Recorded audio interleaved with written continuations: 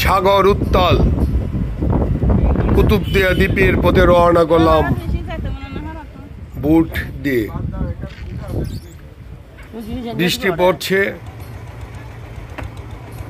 জাকের পার্টির দাওয়াতি মিশন, মহাপবিত্র ঈদে মিলাদুন্নবী সাল্লাল্লাহু আলাইহি ওয়াসাল্লাম, জাকের পার্টির গৌরবময় ৩৬তম প্রতিষ্ঠা বার্ষিকী উপলক্ষে কক্সবাজার জেলার কুতুবদিয়া দ্বীপ উপজেলায় জাকের পার্টির ফয়সল সেনাদের কাছে দাওয়াত নিয়ে যাচ্ছি।